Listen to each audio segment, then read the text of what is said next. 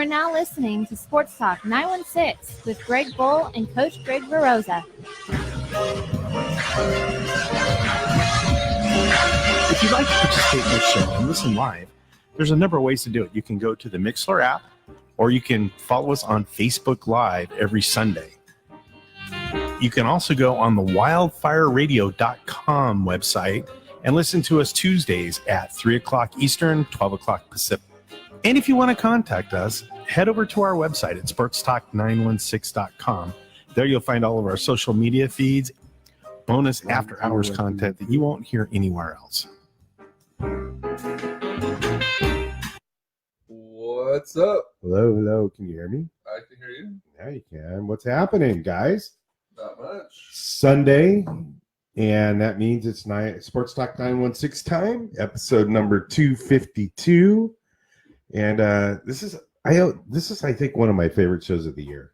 Yeah, this is always a good one. Yeah. Always fun to talk football. Always fun to dive into a little bit of the ongoing stuff that's leading the Bay Area football and whatnot, which is... And I'm in an echo chamber. Oh. How's that? That's a little better. There we go. Perfect. Much better. All right, cool. TJ, you're on. Let me know how the audio sounds. We've had to redo the studio, made some changes, had to get a new computer because mine broke.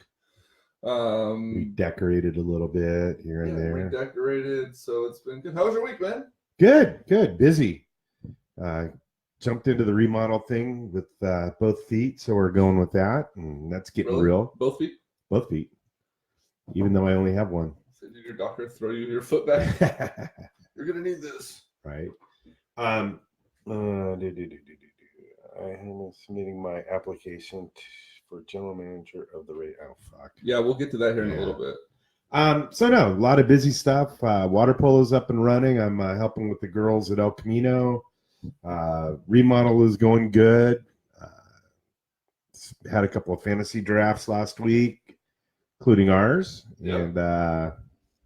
And it's just a regular old busy week. Yeah, How about you? Same, really. I mean, just trying to get, things back to normal. I go in for surgery next week, so that'll be fun. What day? Wednesday. Oh. Nice. That's on your shoulder, right? Hernia. Oh, I had that when I was like 8. I wish it was my shoulder. That'd be a lot better. Right. So yeah, dealing with that, dealing with a few other, things around the house. Hey, Mom. Just trying to, get ready for all that's going on. So, but more importantly, football's almost back. Right. And we'll get to that here in a second. And it's already starting off to be a crazy season. Yeah. I mean, to put it lightly, it's going to be weird. I mean, it's going to be strange. It's gonna be one of those things where it's like, damn. We talked, I think, last season. We're like, man, there's just not a lot of parity, right? Right. The Patriots were going to be good, and we're like, who's going to be in the NFC? Well, it's probably going to be Atlanta again or Green Bay, and obviously the Eagles threw a wrench into that, which was nice. But last year was like, well, the Raiders may be okay, the Niners are going to be terrible, not really a lot to be excited about. That's not the case. There's a lot of stuff going on that we're going to be able to talk about. So first, we're going to talk baseball for a few minutes, and then it's all NFL. So the A's, still one of the hottest teams in baseball, one of the greatest stories in baseball, but are they losing some of their steam? Manaea had to go on the DL. They had another guy in their bullpen go on the DL. There was talks about they're going to try to possibly implement what Tampa Bay was doing with a rotational or with a bullpen starter for a couple innings to work into getting their starters in the game. Basically, they said everything is off the table. They're still, they're still hitting home runs and they're still doing their thing there, but are the A's good enough, or I shouldn't say good enough, are they mature enough to start slumping now and rebound from it? Because it's getting really close to the end of the year. Yeah, under 30 games left. Yeah, and it's going to be a really big test to the young guys to see what they can overcome. It is, and I think the key is going to be if Chris Davis can stay hot. I mean, he's been carrying the team for a while as the big gun. Although a lot of other guys have been filling in and working along with him. I don't know. You know, it's I'm afraid that they were so hot for so long that the averages are just going to catch up with them and the injuries, and all of a sudden they're going to go from this team that's on a complete tear to one that's kind of catching up with themselves. So I think they're in a spot now where our audio just sucks. These microphone jacks are terrible. Yeah. I think it's time to. I wonder if I went all the way. That's what she said. You know, I think they're in a good enough place to where they know they're going to be in the postseason. I don't think they'll lose that wild card spot. But I'm afraid that when they go to play the Yankees in the wild card round, that they're just, you know, it's so hit or miss, and it's such a coin flip with that one game playoff. I don't know, man. It's going to be a good season, and you know, maybe 14 or 15 people will show up to a game so that they can watch it too. And that's the biggest thing. You mentioned the Yankees; they just added another piece to their outfield. Yes, they did. The Giants traded Andrew McCutchen to the Yankees.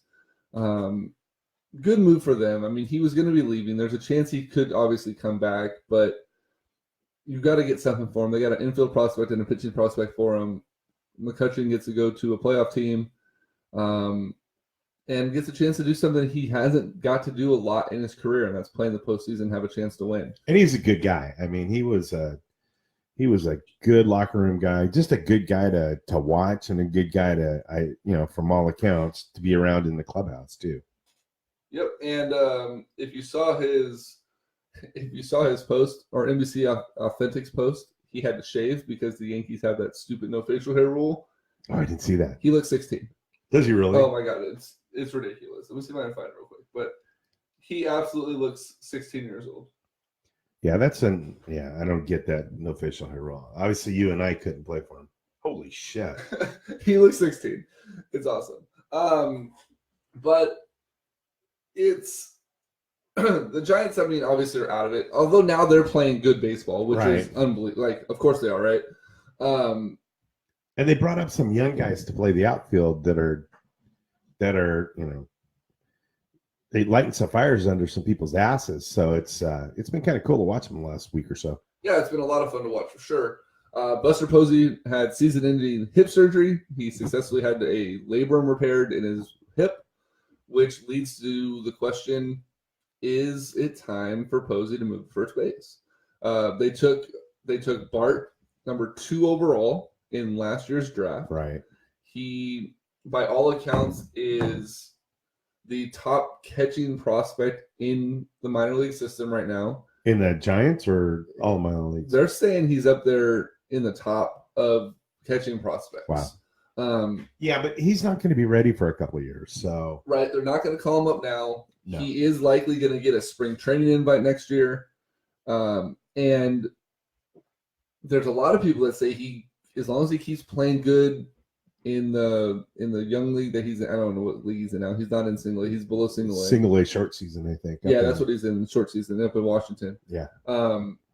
As long as he continues to play as well as he is now, play winter ball, get ready for spring, he could be AA, AAA ready by next season. And then depending on how Posey is, you know, that could be something that they consider moving him up. They have that young kid, was it Helio Sanchez right now that's up. Who played well the other night. Yeah, first game, hit a home run in his first at-bat, had RBI single in his next. Good young kid. So the Giants have some options. They don't need to rush Posey back. I would love to see him slide into first base so that they can fix that glaring concern of health with him. First base is going to prolong that career 5 or 6 more years. Oh, absolutely. And that would be great. There's also, I heard a little bit of talk that third base might be an option for him too. He played shortstop and third base at Florida State. So that could be another option for him too. It might. It's not going to be as protective as first base, but he's obviously got the arm for it. He's got the quickness for it. They spent a lot of money on Longoria, and is he really panning out the way they thought he would? I think Longoria's got at least another year or so at third for us, and that may be one of those things where they, Posey tries to come back this year or next year at catcher, and maybe his legs aren't as strong under him at the end of the year if they're making a playoff push, and they go, hey, look, you know what? We have to look at something. We have to have you, not tiring out by the end of the year when we're trying to make a run. Right. Because his legs aren't under him. He doesn't have the power. I mean, he doesn't have the power all season. Well, but with the news of this surgery, you can't believe that this is something that just came on. No, this is something that he's been dealing with all year. So he hasn't been healthy all year. And a healthy Buster Posey is pretty damn good. Right. Without a doubt.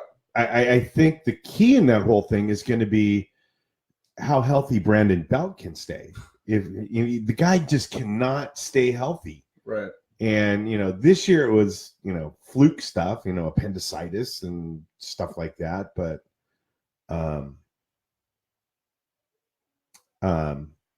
he's just got to stay healthy. And he can hit, I still think he can hit 30 home runs at A&TT if he's healthy the whole time. I agree. The other thing about Joey Bart, and James says he saw Bart hit a 350-foot towering bomb a few weeks ago. Bart's been playing catcher since he was 11. He understands the dynamic of it. He's fully embodied in the catcher role. Posey didn't start playing catcher until sophomore year at Florida State. So obviously he learned it. He learned it very well and got drafted as a catcher. But Bart is someone that being a catcher has been ingrained in him his entire life. So he has all the mental intangibles, and he has the game calling, and he has all that ability. It's just a matter of getting him MLB ready, body ready, and mechanics ready for Major League Baseball. So I don't think it's going to be that long of a process for Joey Bart to be ready for Major League catching. And the good thing is the Giants staff it's an easy staff to call. They don't have a ton of pitches. They don't have a lot. It's pretty much, what you're going to get with this staff. Bumgarner's going to throw the fastball with the slider. Sometimes he's going to throw a changeup or a curve. Same with Cueto. He's going to throw the slider and fastball with a changeup. I mean, he's just going to come at you about 85 different ways. And that's going to be the hard one, is knowing which delivery he's going to throw it to. But we won't have Cueto next year anyway. No. So it doesn't really make that big of a difference. One final thing on the Giants. I've mentioned it a few times that the Giants do fantasy camp in Arizona during the spring training. I didn't have an uncle or something. Yeah, my uncle does it every single year. Typically, it's like $4,500. You fly down, you have a hotel, the team bus, the locker rooms, like all the other stuff. It's always put on by Bill Lasky. Well, This year, and my uncle asked me to share this, Bill Lasky is opening up a San Jose fantasy camp. Ooh, that's cool. There's 12 spots left. This was as of last week. And this is what he sent out to the veterans. It says, October Baseball Fantasy Camp. San Jose Giants and Celebrity Connection are offering a weekend in San Jose fantasy mini camp at Municipal Stadium the weekend of October 12th, 13th, and 14th. You get a 4-game minimum with a 5th game as a championship game. Continental breakfast, barbecue lunches, and spectacular dinner on Saturday. We'll start Friday morning with check-in by 8 and on the field 9 a.m. Friday warm-up in the morning with 1 game in the afternoon. Saturday you play a doubleheader in the morning and the afternoon. And Sunday's tournament day, game in the morning, winners square off in the afternoon for the championship. San Jose Municipal Stadium is the home of the San Jose Giants Single A League. This is a unique opportunity to play on this field. We're extremely proud of all of us to get a special weekend. Price for this is only $1,500. Oh, wow. No hotel or travel is included in this one, but $1,500 you get to be basically a Giant for a weekend. There's going to be 44 campers maximum, 4 teams of 11 campers. Please respond ASAP. If you're interested, I can give you the information. Contact us, and we can forward that on to you. The number I have here is Bill Lasky's phone number, and I'm not going to just broadcast that out. So I will, if people are interested, I will reach out and get an email that needs to be sent. but a pretty cool opportunity. So if you're looking to play, You going to sign up? I'm having surgery on the. That's I right. won't be healed by it. Otherwise, I right. might have considered it. But yeah. So anything else you want to touch on baseball? Not really. I mean, it's just it's getting down to that time of the year, and some of the races are starting to heat up pretty well. So I know that Boston's kind of cooled their jets a little bit, and New York is coming on fairly strong, and I think that McCutcheon addition is going to be good for them. It's going to be fun to see. Right now it looks like Boston and Houston probably in the American League, and in the National League, who knows? National League's wide open. Yeah. So that one will be fun for sure. Yep. So, All right. You know what that means, though, right? What's that? The loudest audio ever. Fuck me. God damn, I'm sorry, guys. Can we just let this ride out for 4 minutes? The NFL's back. Woo-hoo. We get to talk NFL. We're done with all those stupid ass preseason games that do nothing but get people hurt. Or practices that get people hurt. Yeah. Especially non-contact drills that a guy cuts and his knee blows out. All right, so let's start with that. So 49ers. We'll start with this because there's a lot more to talk about with the. Actually, let's do this. Let's start around the league first. Okay. And then we'll get to the Niners, and then we'll get to the Raiders because the Raiders are going to be the clusterfuck of talks. Oh, clusterfucks. Just scrolling through right now, the team. Wait, what the hell? 25 roster, 25 most intriguing release players. Okay, so I'm going through. NFL released its cuts this weekend. And we'll just kind of go through if there's any big names. We'll talk about it real quick. Let's see. The Raiders released Martavius Bryant. I saw that. There was so much talk around, which means I need to go drop him off my fantasy team. There was so much talk around the Raiders camp that Martavius Bryant was going to be the breakout star. He was going to be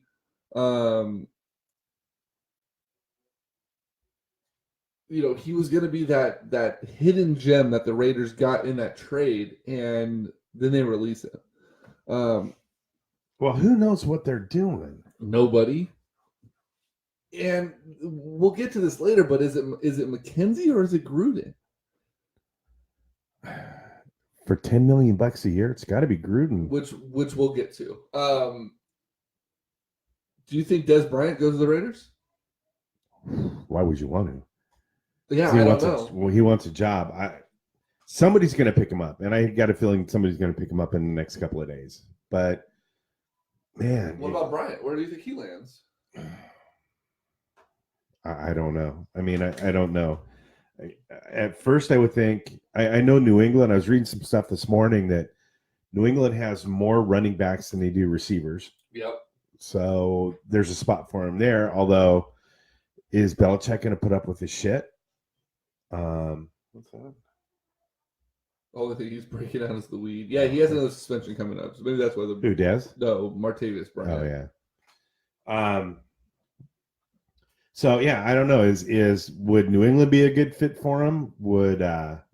I just don't know who's missing wide receivers. Well, here's the deal. So you say that, but of the 25 most intriguing cuts, there are a lot of receivers cut. Martavius Bryant cut, Brandon Tate cut from the Saints, Kendall Wright from the Vikings, Rashard Perriman from the Ravens, Right. Corey Coleman, which surprises me that he got cut because this kid has so much upside by the Bills. They traded him a couple weeks ago. The Browns traded Corey Coleman to the Bills, and then the Bills released him. Right. Braxton Miller cut. And that looks like the last of the wide receivers. But it's like, what is going on? Like, there's going to be a lot of wide receivers for New England to pick through. The two most interesting cuts for me, Dallas Cowboys cut kicker Dan Bailey. Right. That's a strange one. One of the most accurate kickers in the NFL. 7 years. He completed 75% of his kicks last year, which was his career worst. Right. Which, I mean, for a kicker, I guess that's a problem, but it's a 1 year thing. I mean, But again, it's Dallas. So. it is Dallas. And then the other one, Shane Lechler, cut by the I Texans. saw that. Yeah. So, There was a couple other. Landry Jones got cut by the Steelers, their backup quarterback. Yep. And San Diego kept Cardale Jones. They did what now? They kept Cardale. Is it Cardale Jones? The OS? Yeah. So they actually have 3 quarterbacks on the roster, and somebody has 4. I forget who it was. Yeah. Somebody has 4. And then more news, obviously, Hunter Henry, the tight end for the Chargers, tore his ACL in camp.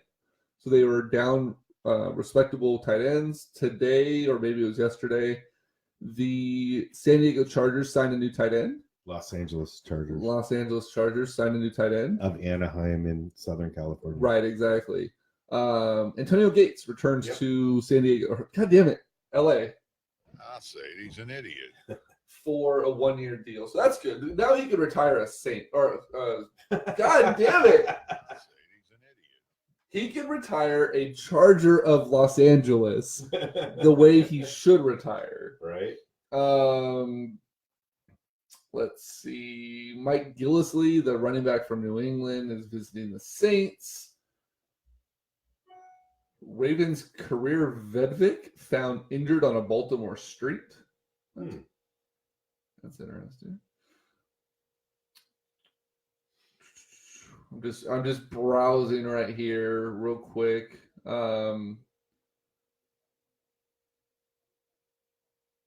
Robert Griffin III makes the cut with Baltimore. Right. Raiders trade for AJ McCarron, backup quarterback, to Derek Carr, releasing EJ Manuel. Oh, one that I was surprised with is the Niners cut Joe Williams.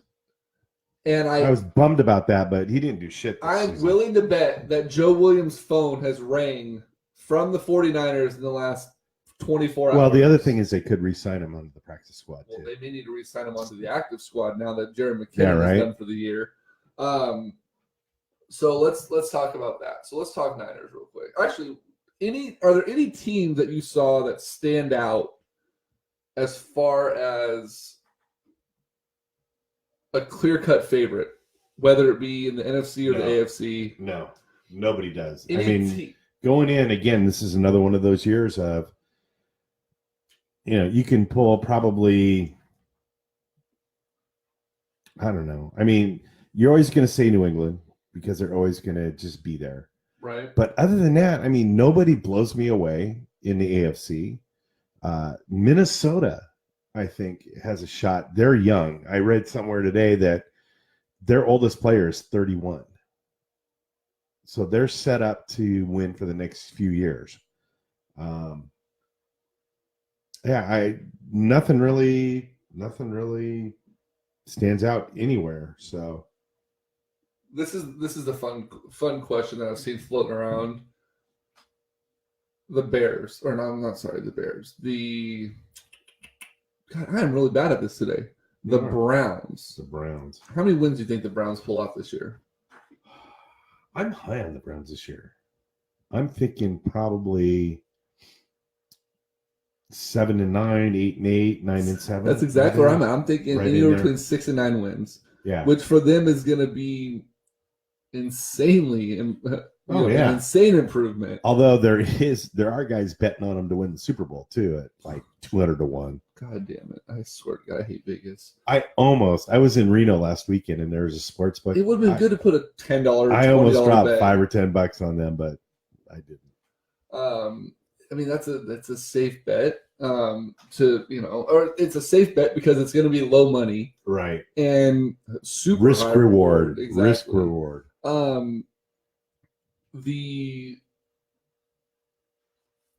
There's just, like you said, there's so much. Like you said, New England's got to be up there. Pittsburgh's still got to be up there with Bell, Roethlisberger, Right. and Antonio Brown. The Eagles huge question mark. They need Carson Wentz back. And he's not starting ASAP. next week. No, Foles Foles is is starting gonna week start. 1, and they need him because Foles looked like Foles in the preseason. Yeah. He looked terrible. Miami's not going to be good, so the Jets aren't going to be good. You can No. pretty much expect to see New England run. Well, Jacksonville showed a lot last year. Can they return and do it again this year? Tennessee was not bad last year. They could be much improved, although I don't know what they've done. And then the team that I think a lot of people are high on that's kind of surprising are your San Diego Chargers. My San Diego Chargers, yeah. TJ actually has the Chargers, I believe, going to the Super Bowl on TJSportsGeek.com. Right. And TJ, yeah, you're right. RG3 got capped by the Ravens. I said that. Did you? Yeah. But he's gonna Vikings Steelers in the Super Bowl is TJ's thing now. I thought he had. I can see the Vikings. I'm not sure the Steelers, although I wouldn't mind it with all their fantasy players. That'd be kind of cool. Be sure to log in to your CBS Sports. We can Oh. just do our pick 'em right there on the app Nice. today instead of doing it, writing it down. Let's just go through real quick. I'm just going to go through the breakdown of the divisions. Do they have standings in here yet? Yeah, they do. All right. So, AFC East.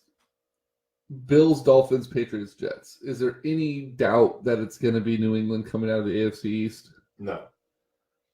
The North, I think, is going to be the most intriguing of the AFC. No, maybe the South as well. Ravens, Bengals, Browns, Steelers. You're going to see, I think it's going to be a 3-team race in that division. It's going to be, as weird as it is, it's going to be the Steelers, the Ravens, and the Browns competing for that top spot in that division. I think so too. In the South, I think you pretty much hand it over to Jacksonville. Yeah. And the West, now that the Raiders have gotten rid of Khalil Mack, which we're going to get to here next, or almost next, it's almost the Chargers division to lose at this point. Denver, if Case Keenum continues to be Case Keenum of last year, then Denver has a very good shot. I don't think Peter Mahomes is ready to run Kansas City just yet.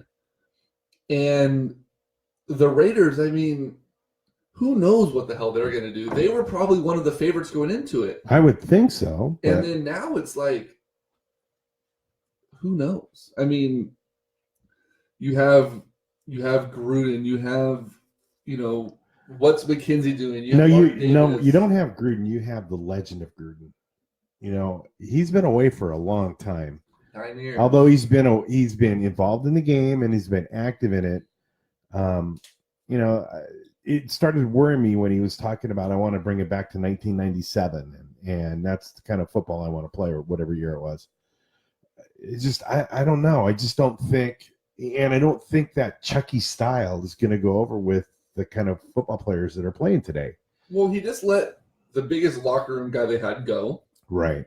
And I truly believe that is a John Gruden ego move.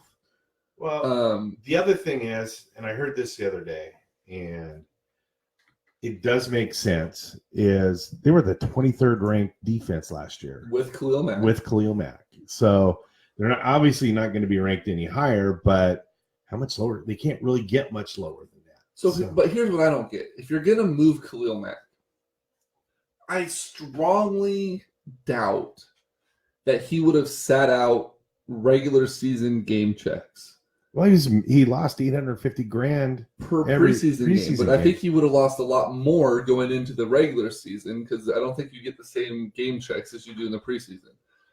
I don't think, even if it was $800,000, let's just say $1 million a game. What's the trade deadline in the NFL? 8 weeks? 7 weeks? In 10 weeks, I think. Do you really think he's going to sit out $10 million? I don't see that happening. So you get him on the field. You see what this defense is going to be. And if they continue to be the 23rd ranked defense, then you move the guy. You don't just ship him out because here's the deal. They didn't get any players in return. So now they have a glaring hole on the right side of their defense. They don't have arguably the best, if not the second best defensive end in all of football, and possibly in the history of the Raiders. Well, I don't know about that, but okay. He's a top 3 defensive ends. Yeah, probably, yeah. He's an all-pro at 2 positions, and you ship him off for nothing. So, Well, they shipped them up. They got 2 first-rounders and a third rounder. 4th and a 6th. And they gave up a 5th and a conditional. And no, they gave up a second. Second and a conditional and a 5th. Conditional 5th. Yeah. But here's the deal. You're gambling. And I guess going to Vegas, it makes sense. You're going to gamble, right? You're not going to get a Khalil Mack. You weren't going to draft. get a Khalil Mack coming back to you. No, you weren't. You were going to lose. And I still think I can't imagine it being anything else than excuse me. The Raiders couldn't afford him. Oh, yeah. The Raiders couldn't afford him. They there's no doubt in my mind with the kind of player that he is that they would have re-signed him and wanted to re-sign him. Hold on one second. So I wrote a blog yesterday on sportstalk916.com. You can check it out about the Raiders.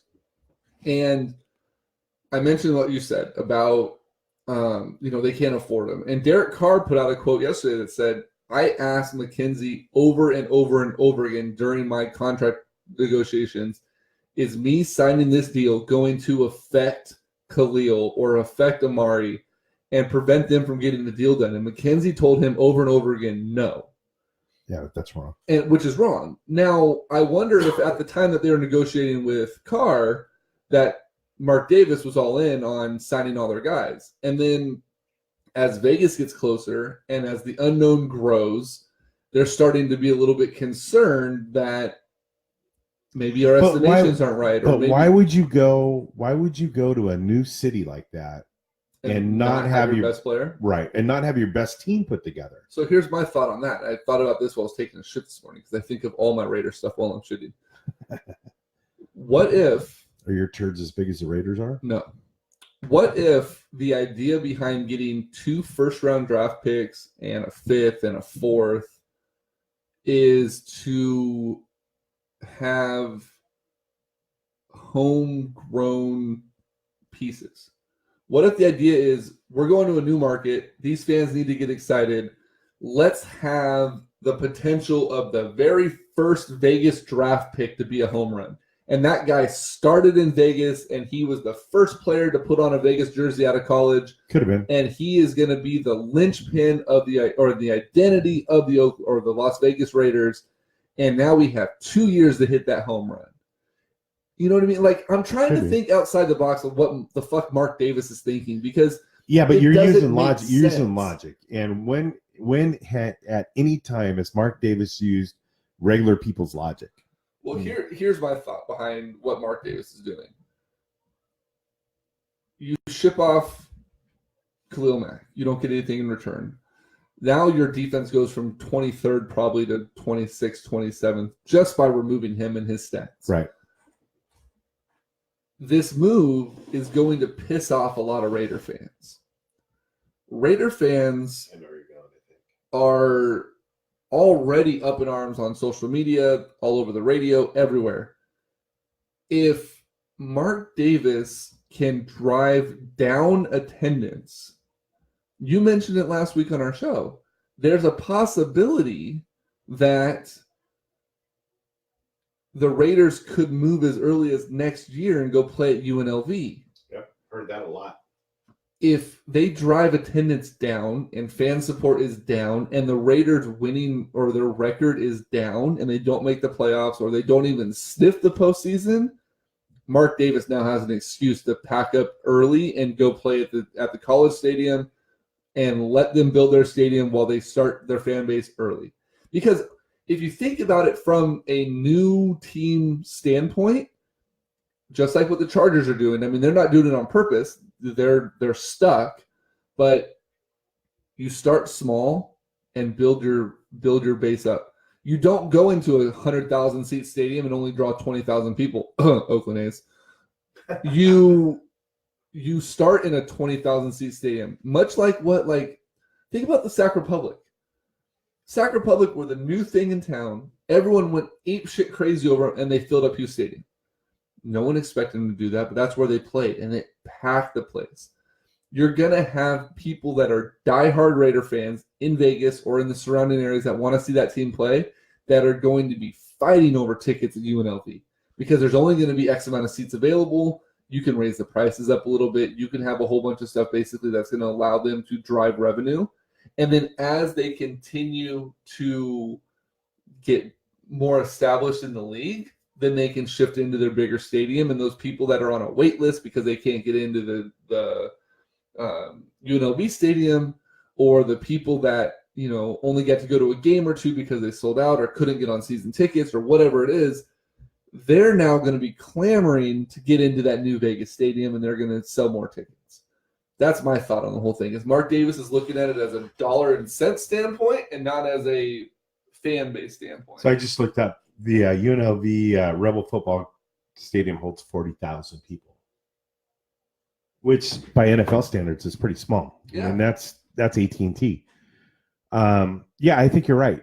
I think one thing he can do is clean house, move to UNLV, say, hey, look, we're, it's in a way it's smart because that first year people are going to want to go see him just for the pure fact that they're the Raiders playing in.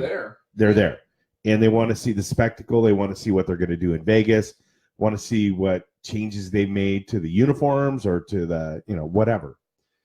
So that gives him a year or two of freedom to, use those draft picks, see if Gruden can make an impact on the team, and be ready when the new stadium is ready for a good quality product. Yep. I just don't know if Mark Davis can pull that off. I don't think he's smart enough. He may not be. I don't think he's smart enough to pull that off. And I think, I think the biggest mistake they made was signing John Gruden to a $100 million contract. And basically making Reggie McKenzie a afterthought. I mean, he's got no role in the team there. He's not gonna stick around. And really, Reggie McKenzie is the one that built that team to a pretty good job. He drafted Carr, he drafted Cooper, he drafted other guys that were. He drafted Mac. Yeah, he drafted Mac. So he was, by all accounts, a pretty vital part and a very successful part. It took him a couple years to get going, but when he started, there was nothing there. The covers weren't even bare. They weren't even hung up yet. Well, here's the deal. You just totally backed me or segued me into my next point. Of course, that's what my job is. Without even knowing. I know that's what my job is. Reggie McKenzie is basically odd man out. Yep. You give John Gruden 10-year, $100 million contract. He's buying the groceries.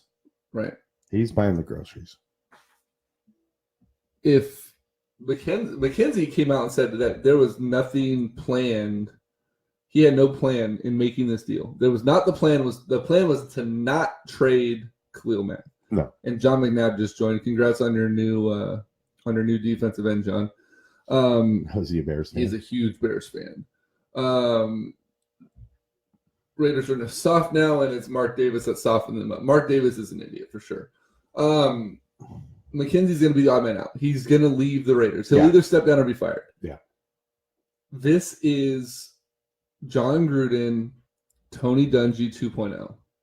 He slid into another established situation, traded a couple people out that he didn't like that was part of the old regime, and if they win, will take full credit for bringing the Raiders back to prominence. Right. When in fact it was Reggie McKenzie that did all the work, and John Gruden is just going to hang his hat on. Yeah, but here's the difference between that scenario and now. Tampa Bay was good. Yeah. They had a lot of pieces in place. Raiders don't have a lot of pieces in place. They have and for me to say this because I wasn't a fan, they have an up and coming quarterback. At least he's shown flashes of brilliance. They have a couple of good receivers. Running back, offensive line, and defense is weak at best. I mean, they were 23rd last year. Right. So they're in the lower third of the league. They're going downhill, losing their best player. They're not a good team. They're not the Tampa Bay Buccaneers.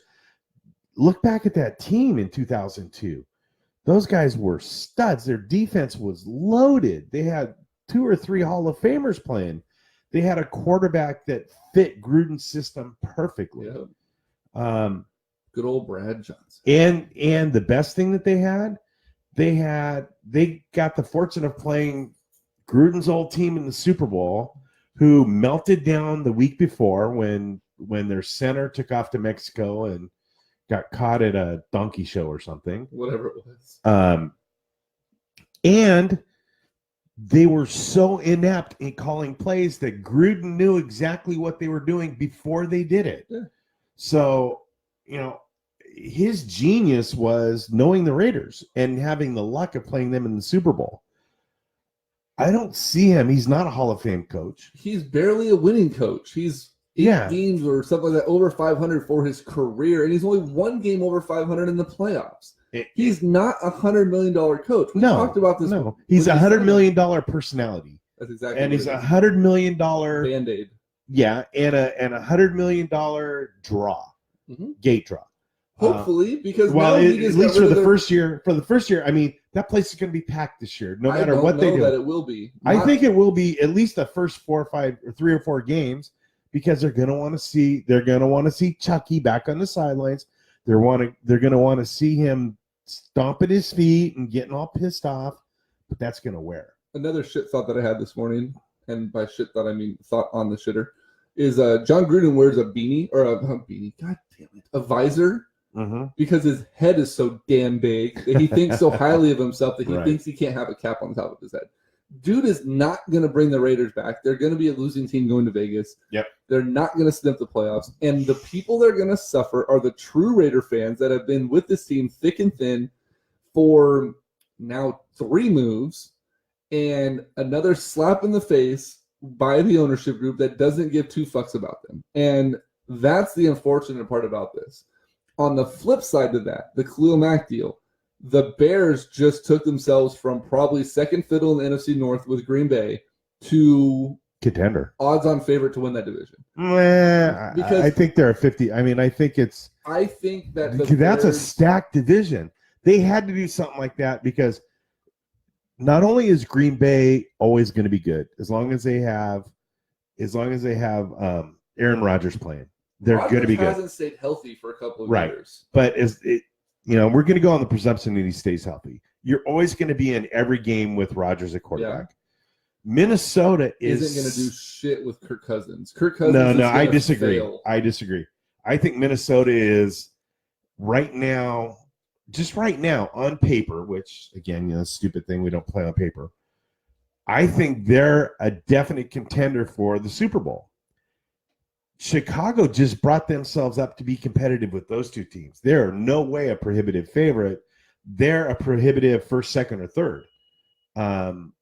It's not going to be an easy time in that division. Those guys are going to beat up on each other. And I think and we're going right back to the black and blue division of the 1970s. I think that's going to be great. I think that the edge in that, just like in the 70s, was the Bears defense. And when you had Singletary and Ditka and all those guys, they were the difference in that division because of how strong their defense was. And I don't sleep on Minnesota. I am high on Minnesota. I'm taking a full-on nap on Minnesota. No. The Bears offseason, I think Trubinsky is going to come into his own. They signed Robinson. They made a couple other moves. They drafted well. Their offense was solidified, and they already had a decent defense. I think adding Khalil Mack into the mix makes them a good to great defense because they solidify their pass rush. And if you watched any Washington games last year, if you get pressure on Kirk Cousins, he's not the same quarterback. So now you at least have 2 games in your division where if you could get pressure on him and Minnesota's offensive line is banged up, you have a chance to win both of those games. And if Rodgers doesn't stay healthy, you said we're assuming he does, Green Bay, they have a lot of question marks, and it's going to rely heavily on Rodgers figuring it out.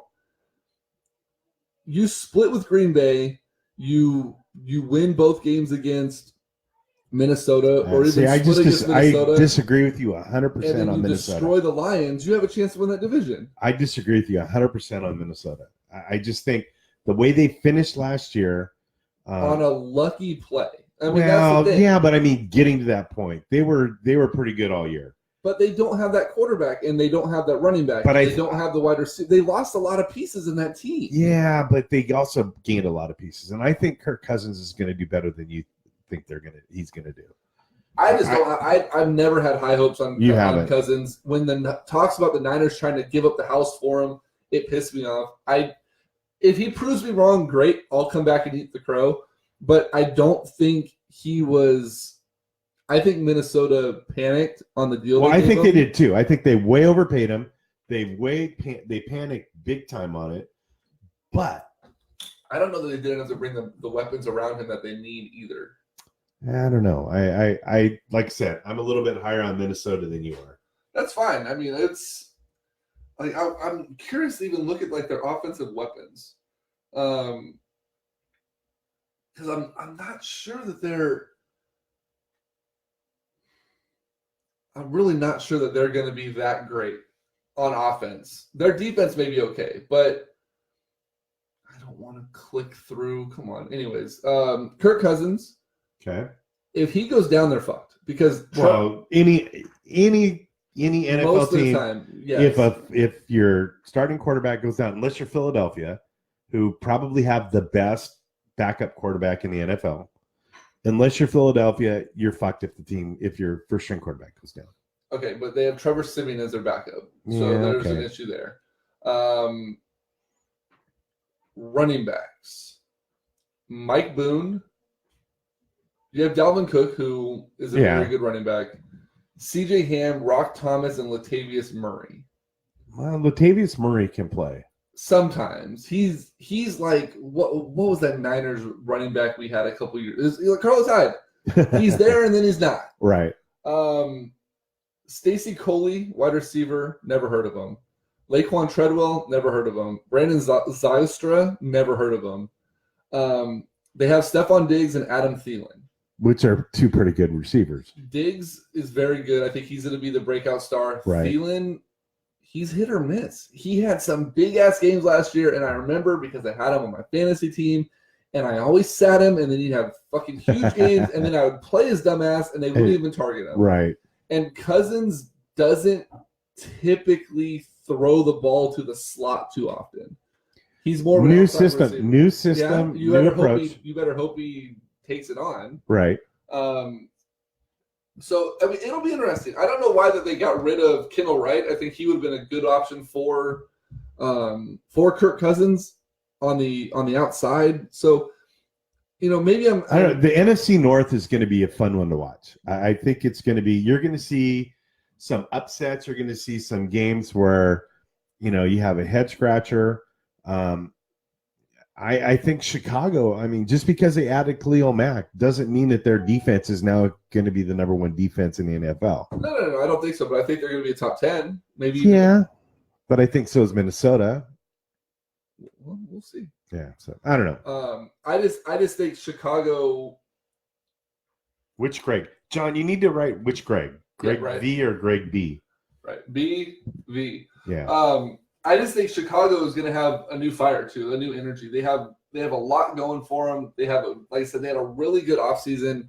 Trubinsky's in their second year or in his second year, and it's going to be. I'm not high on Trubinsky. I don't think. I think I kind of look at him like you're looking at Cousins. I just think he's overrated. I think that he showed a little bit of a spark last year, but nothing that I really would write home about. I'm not sure that I'm sold on him as being that standout quarterback and really being able to take make a move into the top 10 quarterbacks in John. They did cut Kendall Wright in the NFL, and you're going to have to be in that division. You're going to have to be a top 10 quarterback in order to get through that division. Yeah, maybe. Unless the defense can pull them through. So I think that division of most is going to be the most fun to watch. Yep. If your team's on a bye or if your team has the late game or a primetime game and you don't have NFL Sunday ticket, By the way, you got it? no more big ears. Oh, you're off? No more big ears. I'm back on Comcast. Nice. No more big ears. I'm tempted to see if I could somehow weasel Sunday ticket out of DirecTV again this What year. about, have you thought about Sling? Does Sling have Sunday ticket? Yeah. What does Sling cost every month? I think to get the NFL ticket, I think it's like $40 a month. Yeah, I don't know if I want to spend that much. I'll just stream it. Or I'll just find someone like yourself who has it, and you won't have it, but you'll have Red Zone, and I'll just mooch off of yours. There you go.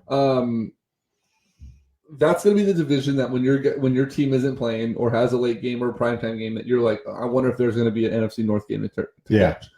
And even the Lions are gonna have flashes of brilliance. I don't think they're gonna be 0-16. No, they won't be 0-16, but they're going to be like 4-12. Yeah. So let's see. Let's move on to we started talking about the NFC North. Let's see. How the hell did I get the NFC? There we go. The East. Eagles, Cowboys, Giants, Redskins. The yes. Cowboys, I don't think have. They're going to be chance. horrible. They're going to be horrible. The Giants with Saquon Barkley, Odell Beckham, Eli Manning, you can't roll them out. The Eagles, it's all going to depend on the health of Carson Wentz. I don't think Nick Foles could carry this team through the whole season. No. And then the Redskins, they have Alex Smith at the helm now. They have, a couple new things going on up there. Do you think the Redskins have a chance to compete in this division?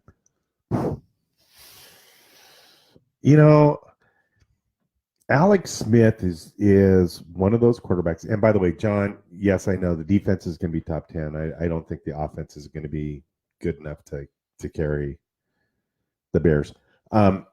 Alex Smith is one of those quarterbacks that you just can never write off. He's going to be he's not going to do anything brilliant, although last year, the first game of the year, he beat New England pretty much single-handedly. You can't write him off. He's the classic game manager that is just a little bit better than a game manager. I don't even like the game manager title anymore. He's evolved into a quarterback you can actually rely on throwing the ball now. Right.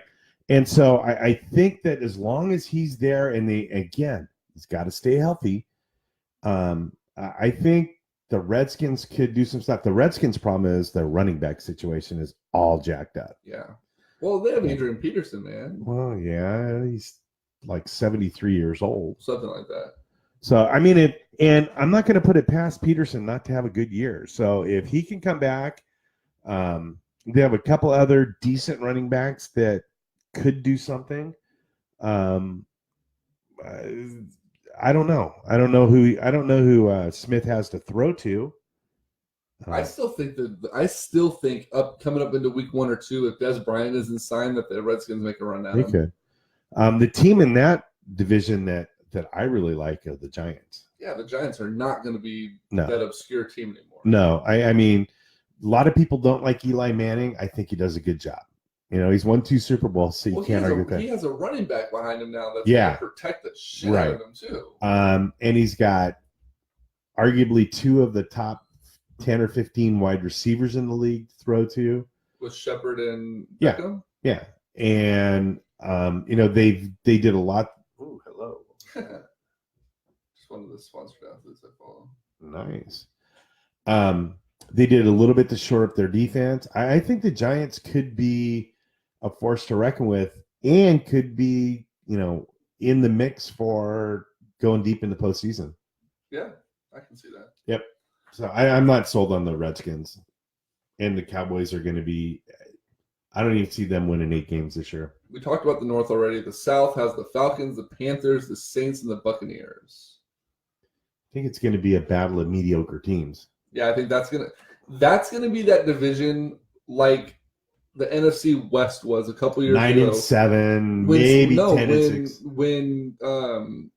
When Seattle hosted a playoff game as a 7-9 team. I don't think they're going to be that bad. I don't think Atlanta's going to be that bad. I think it's going to be a 500, maybe a 9-win team, though. It's going to be the worst. Yeah. They're going to be in a situation where that division, let's say 9-7, hosts a 10-6 or 11-5 wild card out of the NFC North. Could be. They're going to be the home dogs because their record's going to be worse. Well, Tampa Bay is going to suck. I don't see them winning more than about 3 or 4 games. Carolina, again, you got Cam as long as he can stay healthy. And every time we talk about a team, it's going to be that same sentence is going to be thrown in there that if he stays healthy. So if he stays healthy, he's going to be worth a couple of wins. Atlanta is going to be consistent. And really, I think that division comes down to what kind of year does Drew Brees have? And TJ says Tampa could go 0-16. Yeah, I agree. They could be. I think that the team that people aren't looking at is New Orleans, and I think that they have a chance of beating up on some of the teams in their own division. As long as you have Drew Brees, you're going to be in it. So yep. I think that they could be. I think if any team's going to be 10-6, I think it's going to be New Orleans. I can see that happening. Let's see here. Before we get to the NFC West, which is the one we tend to care about the most, let's do this. Hey guys, I'm excited to announce a new partnership with Antonio Pacheco from Folsom Lake Ford. Tony's been my go-to sales guy for a number of years, and he's come on board to bring the awesome sales buying experience to each and every one of you. All of his information is on our website at sportstalk916.com, but if you're in a hurry and you're looking for a new car, give him a call today. Antonio Pacheco, area code 530-218-7069. He will answer all of your questions in regards to the car buying experience, and he is the main guy that I trust in the Sacramento area for all of your car buying needs. Again, Antonio Pacheco, Folsom Lake Ford, 530-218-7069. There's also a ton of incentives going on right now at Folsom Lake Ford. $4,000 up to $6,500 in rebates on a lease for a Ford Fusion or Ford Escape. There's up to $6,000 in rebates for leasing a Ford Edge. And you could get 0% APR up to 60 months or 1.9% APR up to 72 months on most purchases right now for Labor Day weekend. So if you're looking for a new car, whether it be Folsom Lake Ford or Kia, go see Tony. He can definitely hook it up. I got a Kia Optima from him a couple months ago. We absolutely love it. It's been a great car, and we got a great deal on it. So definitely go check him out today. John McNabb says, Greg, you don't like Winston? Again, you have to clarify which Greg, because I didn't say anything about Winston, so I'm assuming you said something about him. I don't like Winston at all. I had him in my fantasy team last year, and he was a dud. And I just don't think he has any skills around. I don't think he has any skilled players around him to do anything. I just don't think. I agree with TJ. I can see 2-14, 1-15. I think the Buccaneers are almost a bigger dumpster fire than the Raiders are. Wow. Last division we haven't talked about, NFC West. You pretty much could rule out Seattle and Arizona. It's going to be a 2-dog race between the LA Rams and the San Francisco 49ers. The Rams signed Aaron Donald to a insane contract. Was it 6 years, $135 million? Something like that. And then, we didn't even mention that the Bears, after trading for Mac, obviously saw his value that the Raiders didn't see or couldn't afford. 6 years, $141 million. Aaron Rodgers got like a bajillion. Odell Beckham got paid. The NFL's paying their players. Right. But it comes down to, like I said, NFC West. It's going to come down to 2 teams. The Rams, who there's a lot of hype around them, but I'm not sure that Cinderella story with their new coach is going to continue as well as it did last season. I disagree with you. They're going to be good. They're going to be a tough team, but I've seen people on ESPN saying the Rams are going to go 15-1 and 14-2. No. That's what I'm saying. The hype around, they're going to be a good team. I'm not going to take anything away from them. I can see 12-4. I can see 11-5. I don't see 15-1. There's been talks all around about how great this team's going to be because Jared Goff's going to find his second, his new thing. I think Goff, you've already seen what you're going to get out of Goff. He's going to be a little bit more consistent, maybe not as many interceptions, but he's not going to blow the – we've already seen the fact that he could throw the deep ball. He could get the ball into coverage. So if he can learn how to throw the underneath pass. Right, but you're not going to get something new that completely blows your mind on Jared Goff. He already did that last year. But what you're going to get is you're going to get a better Gurley. He's going to be better this year. Right. You have a pretty deep receiver core. And a really good defense. Yeah, so – all the pieces line up for them to be really successful and to be really, really good. And as much as I'm a 49er fan, I'm still kind of holding my breath on this whole Jimmy G thing. I mean, I think that obviously he's not going to keep his undefeated streak going. No. Do they have the pieces in place now that McKinnon's out, which was going to be a big part of their offense? I think, let me stop you there. I think McKinnon would have ultimately proven to be a mistake signing him this year. Wow, you and I are just off. Wow. I've been reading a lot about the past couple years with Kyle Shanahan's system when it comes to running backs, and I don't think McKinnon is necessarily big and strong enough to handle the workload that comes with Kyle Shanahan's offense. He's going to be that running back that you could get your yardage out of. He'll be good out of the backfield, but I don't know that he would have sustained it for the long haul. Breida, I think, fits well. And then now adding in Morris, we're not going to fall back off of losing Jared McKinnon. No. So I think that, that injury, which was ridiculous, it was a non-contact cut on the last play of practice that blew his ACL. I think the Niners are going to be fine there, and I think the wide receiver core is greatly underrated. I think the signing of Dante Pettis and Marquise Goodwin, is going to have a breakout year. We get Pierre Garçon back. Aldrick Robinson's looked okay. Bourne's going to be good. And then I think the key cog to the whole thing is going to be Trent Taylor. And I still believe wholeheartedly, and we can mark it down right now, it's 10-16 on Sunday the 2nd, George Kittle will be the top tight end in the league this year. I truly believe that him and Garoppolo are going to have a connection that we haven't seen in San Francisco since Young and Jones, or that one year that Vernon Davis went ham with Alex Smith. By the way, they're reunited in Washington, so that should be fun to watch. I think the Niners' offense is going to be okay. It's their defense that worries me. And see, I was just looking at their depth chart.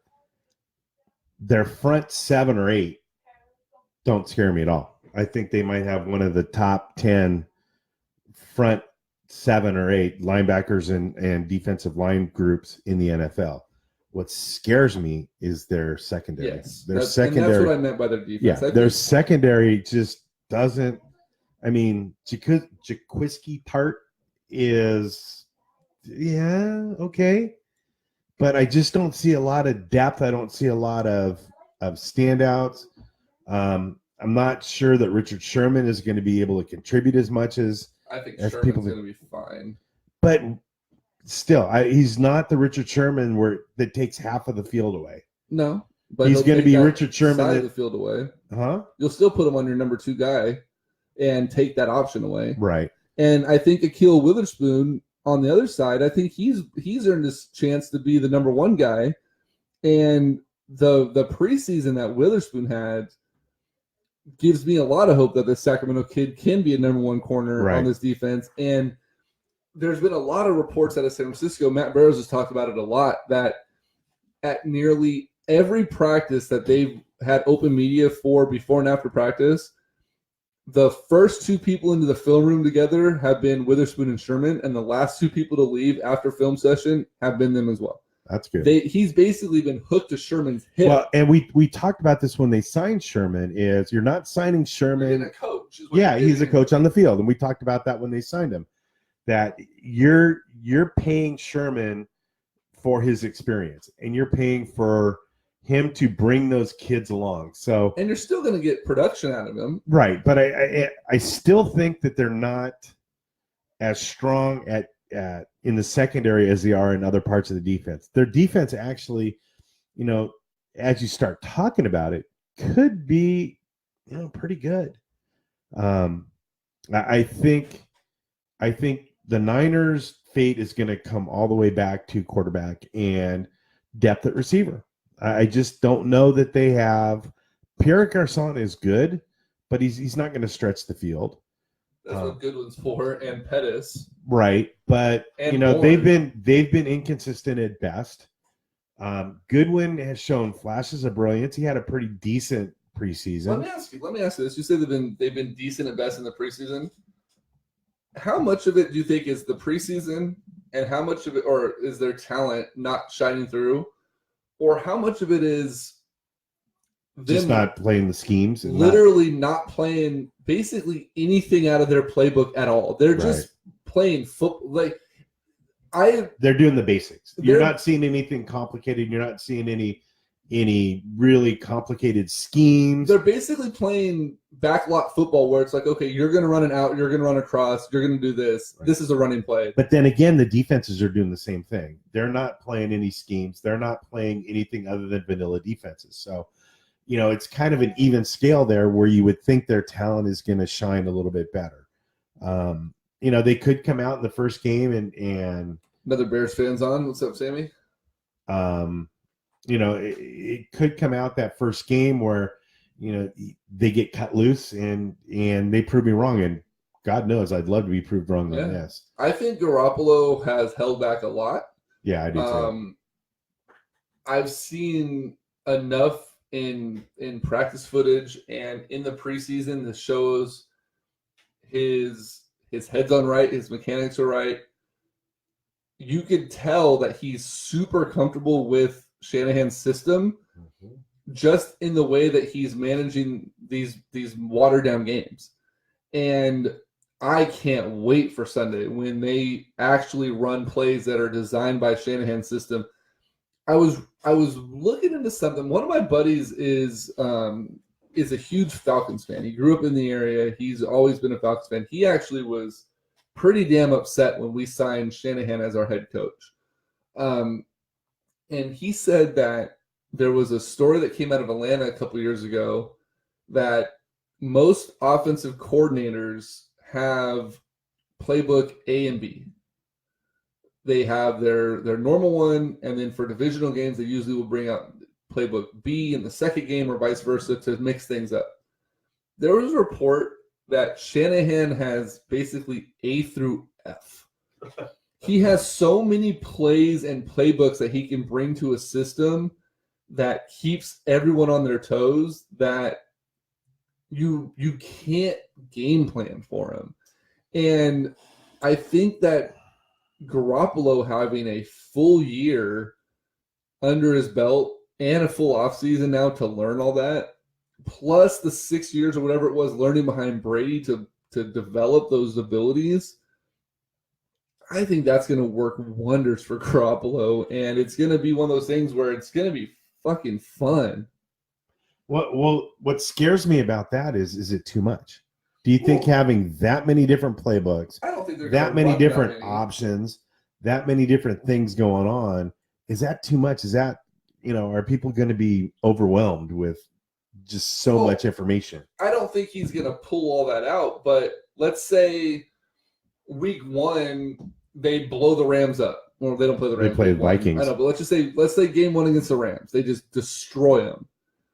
You know that the Rams are going to come in and they're going to scheme for it, and then you pull out a different divisional playbook. And let's say they make the playoffs. Let's say that the Niners are the second wildcard team. Let's say the Bears are the one out of the NFC North, and the Niners pull it out of the NFC West behind LA. And let's say they play LA in the first round. Pull out another one. Like, there's enough out Right. there, and they'll have a week to game plan, and obviously Garoppolo will know it. Like, it's just a nice backup. It's a nice ace in the hole. It's a nice option no, to have. and God, Lord knows, Shanahan has done everything right so far. Right. Um, Now, do you think the Niners could still be in play for a Dez Bryant? Maybe waiting to see, like, maybe they look at it, and sure, he's not a running back, obviously. but isn't Des Bryant Pierre Garçon?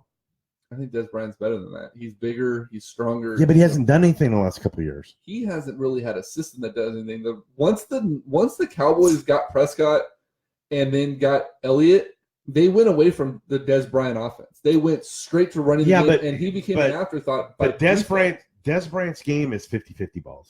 He throw it up. Okay. He doesn't run routes. Perfect. He doesn't run. Save him for the red zone and just let him rack up touchdowns. I don't know. It's not going to cost you very much money to bring him in here. But see, I think that's the problem. I think it is going to cost. I don't think he's going to sign for. He's not going to sign for the league minimum. He's not going to sign for the veteran minimum. He wants to get paid, and I think that he's stubborn enough and is conceited enough to think that he can command that kind of money. And so I don't think John Lynch is going to waste that kind of cap space on a player like Bryant, who he's already come out and said he wants to play for the Niners. Yeah, but if he doesn't get any other offers other than the Browns for $5 million, you know what? Maybe the Niners come in and match that or come up a little bit more. Give him 7 or 8. Or a little bit less. The Niners have the cap space to give him whatever they want to give him and not hurt him. Yeah. A 1-year deal, 2-year deal. You have a guy that if he does live up to what he does, then you have a red zone weapon that's going to be hard to contend with. Yeah, I don't know. I think Des Bryant is playing off of Des Bryant from about 4 years ago. Maybe. And I just don't think he's got anything left. All right, let's do Pick'em. If you guys are interested in joining our Pick'em League, every year we've done it through CBS Sports. Let's see if anyone's renewed. Oh, we have a whole crap load of people in here from last year. I don't know if anyone else is participating. But if you're interested, send us a message here on Facebook. We'll send you the link. We'll get you an invite. It's free. Every week we just pick winners and losers. We don't do any spreads. We don't do any tiebreakers. And it's fun just to kind of have, something else to shit talk over the whole course of the year. So if you want in, let us know. We'll get you a link before the season starts. I'll send out a reminder to all these folks in here that we're doing it again. It should be good. James, you're on the list. TJ should be on the list. TJ's on the list, of course. We'll get that going. But let's go ahead and go through week 1 picks. You in it? Yep. You got it up? Yeah, all right. to win it. Atlanta is at the Eagles. That's on Thursday night. That's on Thursday. I think there's just going to be so much hype. I don't think the Eagles can screw that up. I don't. You don't think they can screw it up? No. I don't think they're going to pull it off. Nick Foles, I have no hope. I'm taking the Falcons. I'm taking Eagles. Steelers go to the Browns. We just talked about the Browns maybe winning like 7 to 9 games. I don't think it happens in week 1. I don't think so. I go with the Steelers on that one. The Titans go to the Dolphins. We talked about the Titans could be a surprise team in the South. I think Marcus Mariota has a breakout year. I think Henry has a big year as well. I'm taking Tennessee over Miami. I am too. The Bills go to the Ravens. That's going to be a tough one. I'm not high on either one of those teams. I always like the Bills. Every year I've taken the Bills as like my secret team, and they fucked me. So. And I've kind of Oh, wait. I fucked this up. Okay, I'm sorry, but I'm not here to get back in the presidential Damn race. it. But you never know. I could be swayed. Gotta let it go. America needs me. Okay, now it's time for the most luxurious, amazing, incredible picks in the world. Mine. I'll take the Ravens to top the Bengals, even though that doesn't make sense because cats eat birds. I'll also take the Rams to beat the Seahawks, but who really cares? My upset pick is the Eagles to beat the Giants, and my wild card is the Bills to sink the Dolphins. All right, boys, you heard his picks. Now it's your turn. Greg B, who you got? All right, there we go. Now we're back. Bills at Ravens. I'm going Ravens. I'm going to go Bills. Yeah. Upset of the week. Texans at the Patriots. That's an easy one. I'm taking the Patriots. I'm taking the Texans. Are you really? I am stoked on the Texans this year. Interesting. This will be a good one. The Jaguars, who are going to be a very good team, versus the Giants, who are going to be a very good team. I'm going New York. I'm going to go Jacksonville. We're going to mix it up a little bit. Yeah. Niners at the Vikings. You're super high on the Vikings. You're high on Kirk Cousins. What are you going to do? I'm taking the Vikings. I'm taking the 49ers. 0-16 potential Buccaneers at the Saints. I'm going New Orleans. Bengals at the Colts. Andrew Luck looked very good in the preseason. He looks to be back to his form. I'm going to go with Indy. I am too. I don't even know who the quarterback is in Cincinnati. What's his face? The redheaded dude. Oh, Dalton, that's right. Yeah. I thought they got rid of him. They got rid of McCarron. Chiefs with Peter Mahomes at Patrick Mahomes. Patrick Mahomes. It starts with a P, whatever. Phyllis Mahomes at the LA Chargers. I'm going Chargers. God, I want to go to the Chiefs, but I think I'm going to the Chargers. Cowboys at Panthers. That's an easy one. I'm taking the Panthers. Yeah. Alex Smith and the Redskins travel to Arizona to take on Sam Bradford and the Arizona Cardinals. I'm going Redskins. So am I. Seahawks travel to Denver. Ugh, what a shit game that is. Yeah.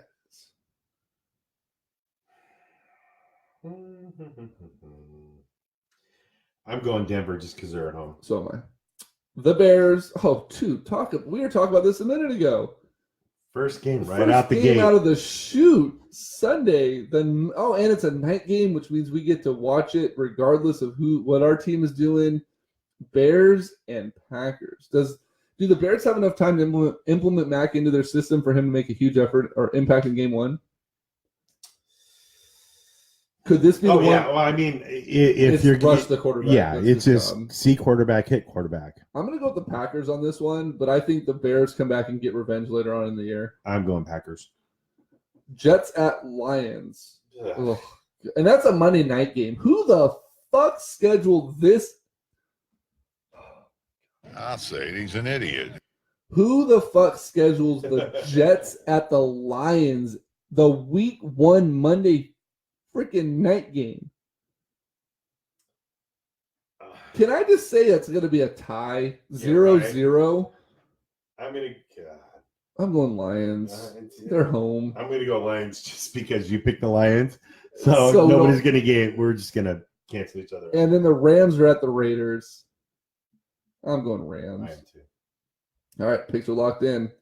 Remember, if you want to get in on it, CBS Sports app has the pick'em.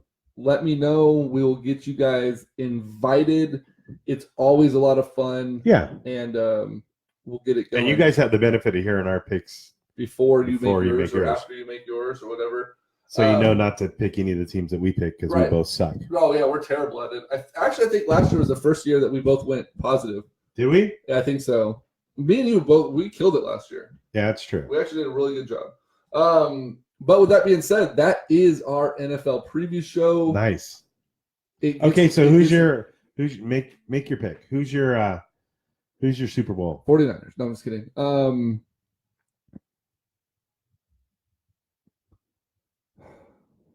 I'm gonna go. It's not easy, is it? I'm gonna go Green Bay, Pittsburgh, Right. I'm gonna go with Green Bay winning it. I'm going way off the board. You're gonna go Cleveland, No, not that off the board. Seattle. Yeah, not that far off the board. I'm going Rams and Texans. You know what would be interesting, because it's a very high possibility. I shouldn't say probability. What if we get Rams Chargers? Kind of Both teams have a very good shot at making the Super Bowl this year. So you said who you going with? Rams Texans. Rams Texans. The Texans. I'm really high on Deshaun Watson. I think he's going to have a great year. I like the pieces that they have on offense. I love their defense. I think their defense is amazing. Again, I go back to my standard stay line. healthy. If they stay healthy, Right. because they haven't. But if they can stay healthy, Houston's going to be a team to deal with. And I love J.J. Watt. I love their linebackers. I love their offense. Deshaun Watson could be one of the top 3 or 4 quarterbacks in the NFL. If he stays healthy. If he stays healthy. I just think that, I figure I'll take a shot. Usually I'm pretty conservative on that. I'm going to go with a little bit more risk reward, I think. Nice. Yep. With that being said, episode 252 is in the books. Happy birthday to my dog Thor. He's 4 today. Nice. And Crotch sniffer. football is back in a week, guys. We'll see you on Thursday. No, we won't see you Well, on Thursday. We'll see the NFL. We'll see the NFL on Thursday. We will hopefully see you guys on Sunday, depending on how my recovery is going. Right. Okay. See ya. Night, Larry.